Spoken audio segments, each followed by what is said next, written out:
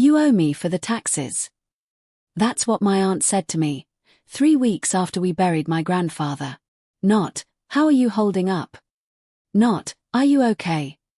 Just numbers. A bill. And a deadline. She said she had already paid the estate taxes herself. That she had stepped up when no one else did. That if I wanted my inheritance released smoothly, I needed to reimburse her immediately. The amount she named made my stomach twist. It wasn't small. And the way she said it, calm, confident, almost rehearsed, made me question myself. Maybe I didn't understand how estates worked. Maybe there were hidden fees. Maybe I was being naive. But something in her tone didn't sit right.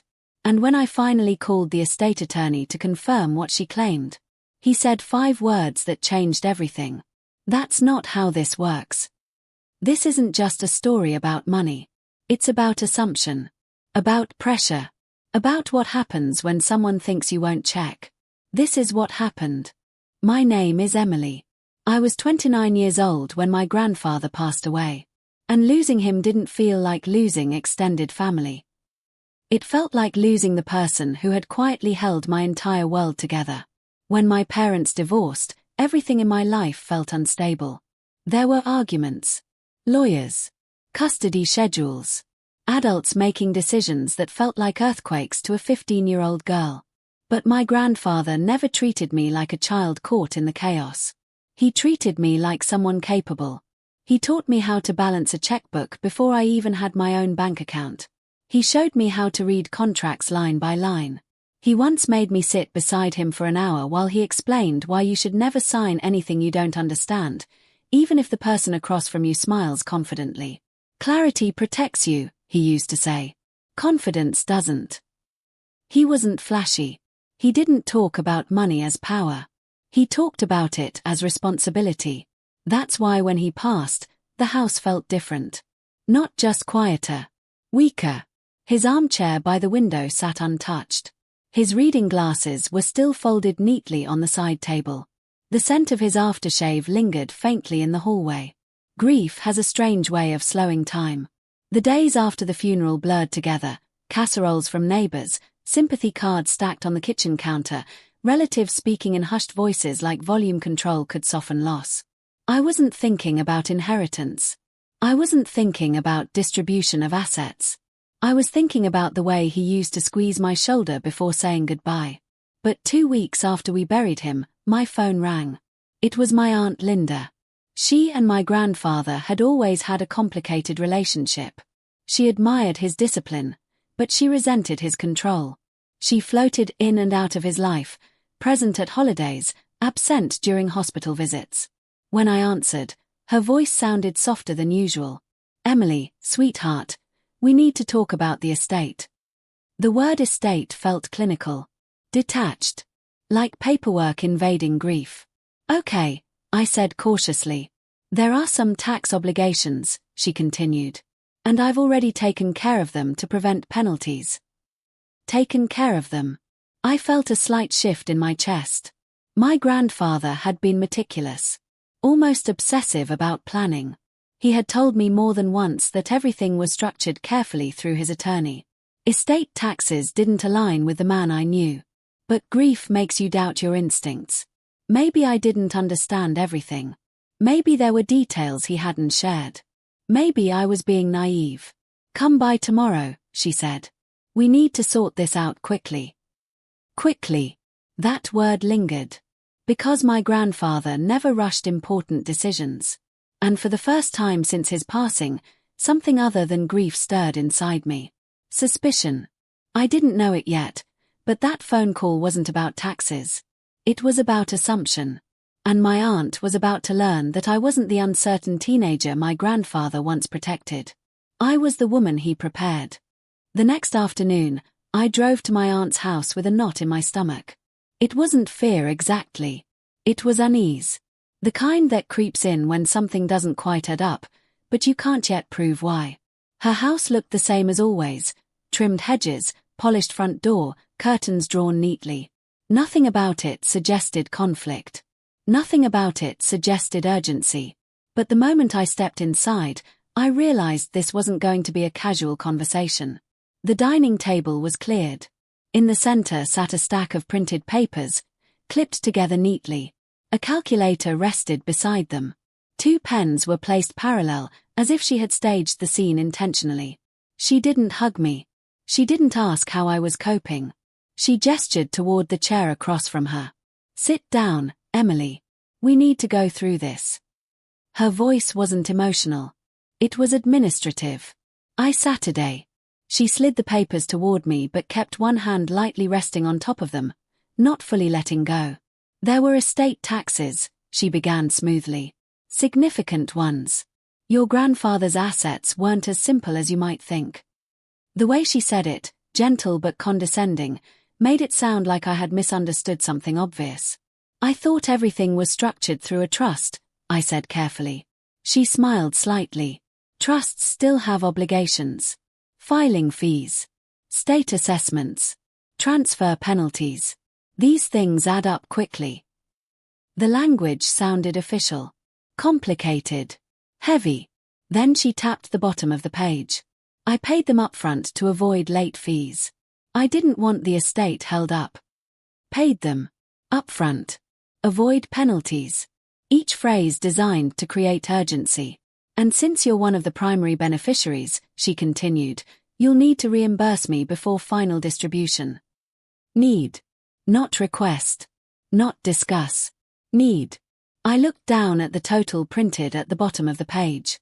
The number made my pulse spike. It was nearly half of what I was expecting to receive. Half. "That seems high," I said quietly. She sighed softly, like I had disappointed her. "Emily, these things are complicated. I've handled financial matters for years.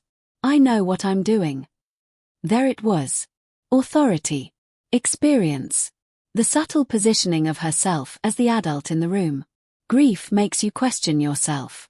It makes you cling to certainty when someone else provides it confidently. For a brief moment, I felt small.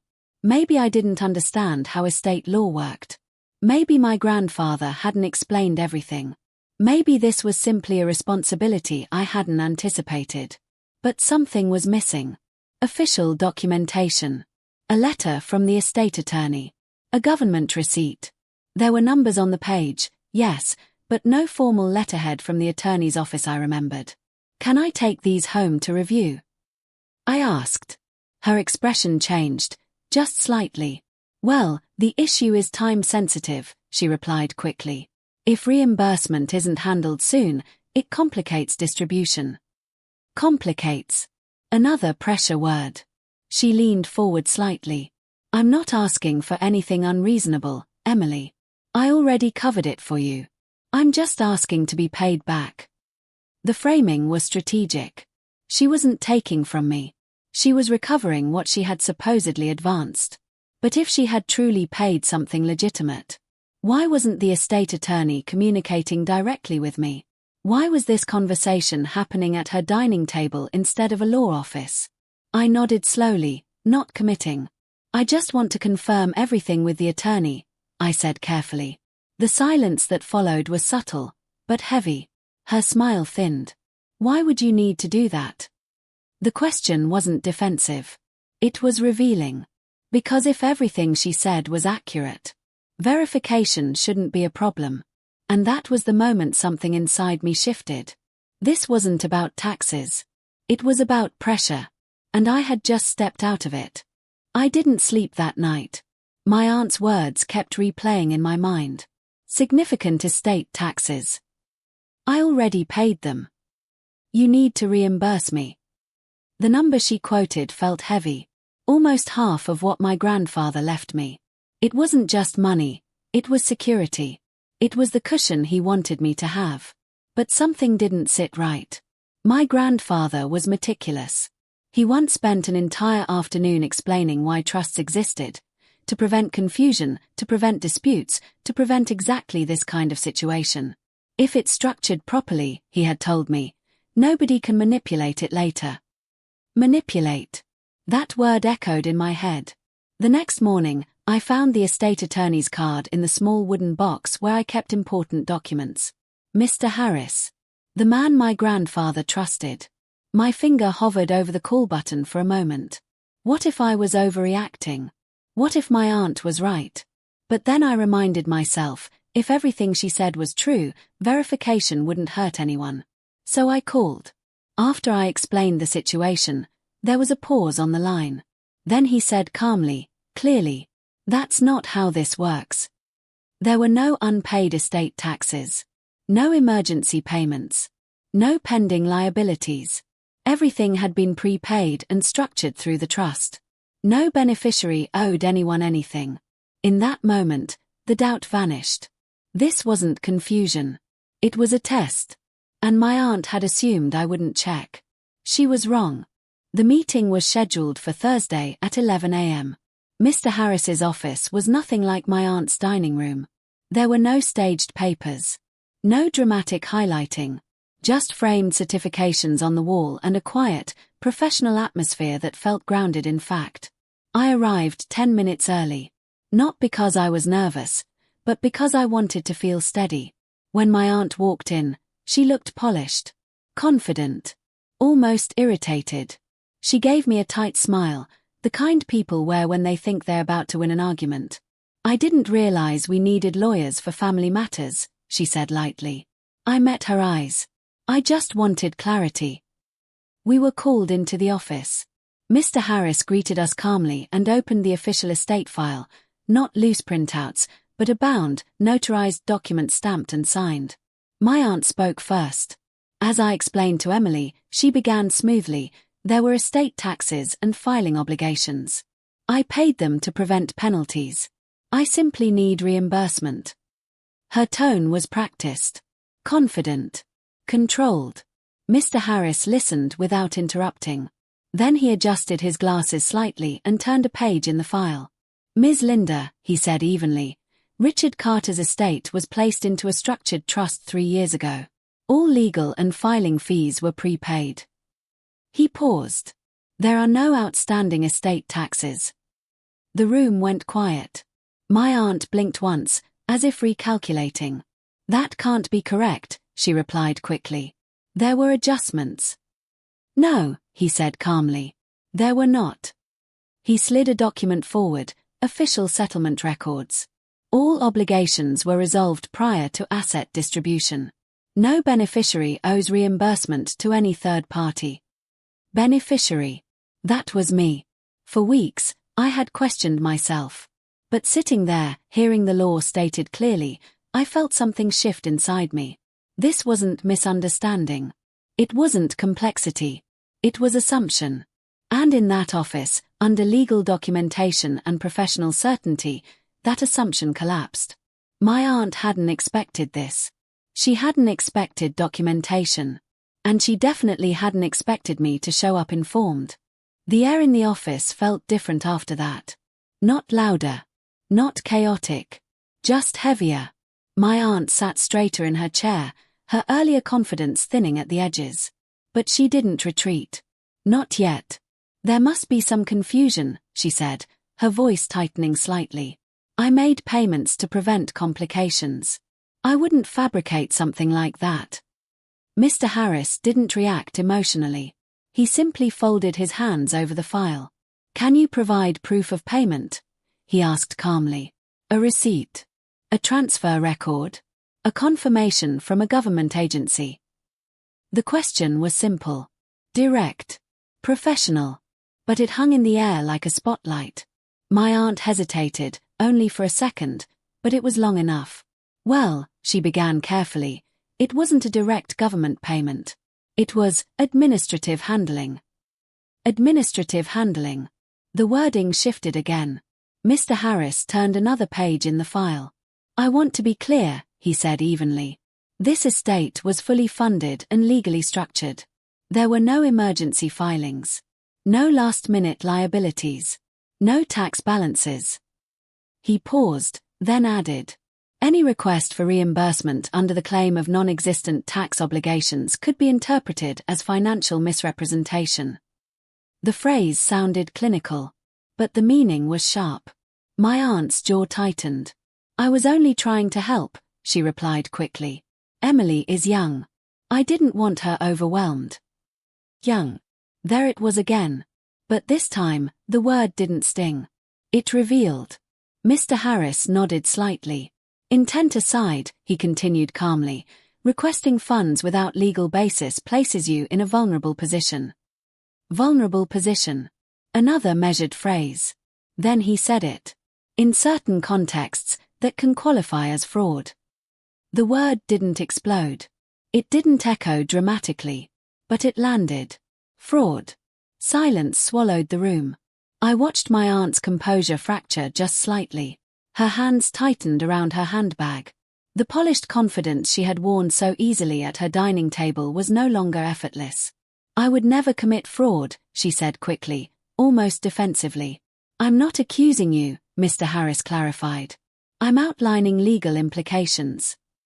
That distinction mattered. He wasn't attacking her. He was protecting me. And in that moment, everything became crystal clear. This was never about taxes. It was about assumption. She assumed I wouldn't verify. She assumed urgency would pressure me. She assumed confidence would silence doubt. But documentation doesn't bend to assumption. Facts don't negotiate. Mr. Harris closed the file gently. There is no financial obligation owed to you by Ms. Carter, he said firmly. I would strongly advise against pursuing reimbursement further. Strongly advise. Professional language for stop. My aunt stood slowly. This has been blown out of proportion, she muttered. But it hadn't. It had been clarified. As she walked out of the office without looking at me, I felt something settle inside my chest. Not anger. Not triumph. Clarity. Because sometimes the most powerful moment isn't when someone is exposed loudly. It's when they're corrected calmly. And that calm correction changed everything. The meeting ended without shouting. No slammed doors. No dramatic accusations. Just silence. But sometimes silence is louder than conflict. When I stepped out of Mr. Harris's office, the air outside felt colder than it had that morning. I stood on the sidewalk for a moment, letting everything settle. The truth had been spoken. Clearly. Calmly. Legally. And yet, I knew this wasn't over. Not emotionally. That evening, my phone started buzzing. First, it was my cousin. Hey, what happened at the lawyer's office? Her tone wasn't aggressive, just cautious. Curious. I kept my voice steady. I just asked for clarification. There were no estate taxes. Everything was already structured. There was a pause on the line. Mom said you accused her of lying. I closed my eyes briefly. I didn't accuse anyone, I said. The attorney explained the documents. That was the pattern. By the next morning, 3 more relatives had called. The wording changed slightly with each version, but the theme stayed the same. She was only trying to help. You embarrassed her. Family shouldn't involve lawyers. That last one repeated the most. Family shouldn't involve lawyers. But I hadn't involved a lawyer. The lawyer was already involved. He was hired by my grandfather long before this conflict existed. Verification wasn't escalation. It was responsibility. Still, the narrative was shifting. In their version, my aunt had stepped up generously. I had responded with distrust. She had felt humiliated. I had overreacted. It was subtle, but powerful. And for a brief moment, doubt crept in again. Was I too rigid? Did I handle it harshly? Could I have resolved it quietly? Then I reminded myself of something simple. If she had truly paid legitimate taxes, the documentation would have supported her. There would have been proof. The facts didn't change based on opinion. 2 days later, my aunt finally called me directly. Her voice was no longer sweet. I don't appreciate how this was handled, she said flatly. I asked for clarification. I replied calmly. You made me look dishonest in front of a professional. There it was. Not regret. Not apology. Embarrassment. I didn't make you look anything, I said quietly. The documents spoke for themselves. Silence filled the line. You should have trusted me, she said finally. That sentence lingered. Trust. Trust is built on transparency, on evidence, on honesty, not on urgency, not on pressure, not on half-explained numbers printed at a dining table. I did trust you, I answered carefully. That's why I verified instead of accusing. She didn't respond to that. Because verification exposes intention. After that call, something inside me shifted again. The pressure stopped feeling personal. It started feeling strategic. She wasn't upset because I wronged her. She was upset because her plan didn't work. And that realization changed everything. Over the next week, invitations grew slightly quieter. Conversations felt measured. I could sense the subtle distancing, not outright exclusion, just a soft shift in tone. But I wasn't angry. I was aware. And awareness is powerful. For the first time, I understood something clearly. When someone assumes you won't question them, your calm resistance feels like betrayal. Not because you did something wrong, but because you disrupted control. And in that disruption, the dynamic changes. I didn't lose family that week. I lost illusions. And sometimes, that's the more valuable outcome. Because grief fades slowly. But clarity stays. Something changed in me after that week. Not loudly, not dramatically, but permanently. Before the meeting, I had been grieving. Vulnerable. Uncertain. Trying to keep peace while navigating loss. After the meeting, after the calls, the pressure, the narrative twists, I stopped trying to manage everyone else's comfort. And that was the real shift. The next family gathering came sooner than I expected. My cousin's engagement dinner. A restaurant downtown. Public. Neutral territory. For a moment, I considered not going. It would have been easier. Avoid the looks. Avoid the tension. Avoid the quiet speculation. But avoidance isn't strength. And I wasn't avoiding anything anymore. When I walked into the restaurant, conversations dipped slightly. Not stopped. Just softened, the way they do when a topic has been circulating before you arrive. I felt it. But this time, it didn't shake me. I greeted everyone calmly. Hugged my cousin. Congratulated her fiancé. Took my seat. My aunt was already there. She looked composed, as always. Polished. Controlled. But there was something different in her posture. Alertness. She wasn't looking at me like I was a naive niece anymore. She was measuring. Dinner moved forward politely. Conversations stayed surface level, work updates, wedding plans, travel stories. No one mentioned the estate. No one brought up the lawyer. But the silence around it was loud. At one point, my uncle leaned slightly toward me. "Let's just keep family matters private from now on," he said quietly. I met his eyes. "That's exactly what I wanted," I replied calmly. "Clarity prevents misunderstandings." He didn't push further. Because there was nothing to push. Later that evening, while people stood near the exit collecting coats, my aunt approached me. No audience. No raised voices. Just the two of us. "I don't want this to create distance," she said carefully. Her tone wasn't hostile. It was cautious. Distance. It was interesting she chose that word. Because the distance hadn't been created in a lawyer's office. It had been created at her dining table, the moment she assumed urgency would replace proof. "I don't want distance either," I answered evenly. "But I do want honesty." There was a pause between us. She didn't apologize.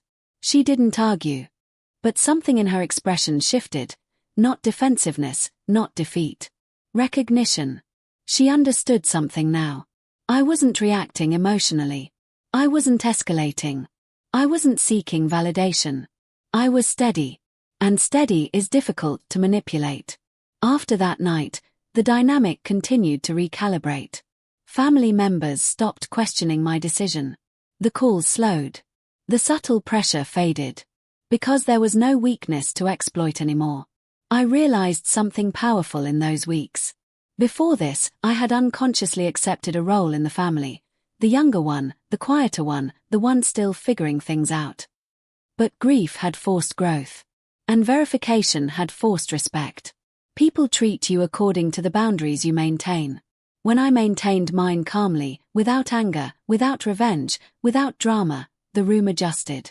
My aunt stopped speaking for me in conversations. Stopped explaining things on my behalf. Stopped framing herself as the authority over financial matters around me. She didn't admit fault. But she recalibrated. And that told me more than an apology ever could. The greatest shift wasn't external. It was internal.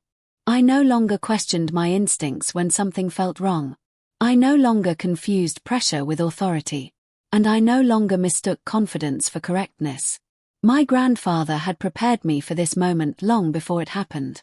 Not with money, but with mindset. And now I understood what he truly meant when he said, "Clarity protects you." It doesn't just protect your assets. It protects your footing. And once your footing is firm, people stop trying to push. Because they realize you won't fall. Time has a way of softening noise. The tension faded first. The group chats resumed their normal rhythm. Family gatherings returned to predictable patterns. Birthdays, holidays, polite conversations about work and travel. No one mentioned the estate anymore. But silence doesn't mean nothing happened. It means something settled. And what settled wasn't resentment. It was reality. A few months after everything unfolded, I found myself sitting alone in my grandfather's old workshop. I hadn't sold the house yet. I wasn't ready. The scent of sawdust still lingered faintly in the air. His tools were arranged neatly along the wall, labeled in his precise handwriting. He believed in order. In preparation. In leaving things better than he found them. At first, when I thought about the inheritance, I thought about numbers. About loans I could finally pay off. About financial breathing room. About not feeling like I was constantly catching up. And yes, the money mattered. It brought stability. It lifted pressure I hadn't even realized I was carrying. But sitting in that workshop, I realized something much deeper. The money wasn't the real inheritance. The structure was. My grandfather had anticipated conflict without being paranoid. He knew that money can shift behavior. That grief can blur judgment. That sometimes the people closest to you may act out of fear, insecurity, or opportunity. So he prepared. He didn't leave room for confusion. He didn't rely on trust alone. He relied on documentation. That preparation protected me more than anything else. And it taught me something profound. Protection doesn't always look like confrontation. Sometimes it looks like foresight. After the legal clarification, I watched the family dynamic change slowly. My aunt became more measured in conversations. More careful with her words. She no longer positioned herself as the financial authority in subtle ways. She adjusted. And that adjustment spoke volumes. Because when someone realizes they can't pressure you, they either escalate or recalibrate. She recalibrated. That alone told me everything. There were no apologies. No dramatic reconciliations. Just a quiet shift in tone. And strangely, I didn't feel anger anymore. Disappointment. Maybe. But not anger. Because the situation revealed something important. Not just about her, but about me. For years, I had unconsciously doubted my authority in rooms filled with older relatives. I had assumed experience automatically meant correctness. That confidence equaled competence. But that meeting proved something different. Age doesn't guarantee integrity. Confidence doesn't guarantee truth. And pressure doesn't create obligation. Clarity does. One afternoon, months later, my aunt and I ended up alone in the kitchen during a holiday dinner. It wasn't tense. It wasn't dramatic. Just quiet. "I never intended to create conflict," she said softly, not quite looking at me. "I know," I replied. And I did. Because I don't think she woke up one day planning a scheme. I think she saw an opportunity. A moment of vulnerability. A chance to test whether I would question her. And when I did, it surprised her. But here's the thing about clarity. It doesn't destroy relationships. It reveals them. And once revealed, you get to decide how to move forward. I chose steadiness. Not revenge. Not distance. Just boundaries. That's what I truly inherited. Boundaries built on preparation. Strength built on verification. Calm built on understanding. My grandfather didn't leave me wealth to dominate anyone. He left me clarity to protect myself. And that clarity reshaped something inside me. I stopped second-guessing my instincts when something felt off. I stopped shrinking in conversations where numbers and contracts were involved. I stopped assuming that questioning someone meant disrespecting them. It doesn't. It means you value truth more than comfort. The greatest realization came quietly one evening when I was organizing my own financial documents. I found myself labeling folders, double-checking statements, reviewing agreements carefully, the way he taught me. And I smiled. Because I understood then. The inheritance wasn't just financial. It was behavioral. It was the habit of asking, "Can you show me that in writing?" It was the discipline of not rushing decisions under pressure. It was the confidence to sit across from someone older, calmer, louder, and not fold. That kind of inheritance compounds. It grows. It strengthens. And no one can demand reimbursement for it. Looking back, the entire situation feels less like a conflict and more like a test. A test of whether grief would cloud judgment. A test of whether urgency would override clarity. A test of whether I would trust confidence over documentation. And I passed. Not because I was aggressive. Not because I was confrontational. But because I verified. The money helped. Yes. But what I truly inherited was something far more valuable. The understanding that calm certainty is stronger than emotional pressure. And once you stand in that certainty, you don't just protect your assets. You protect yourself.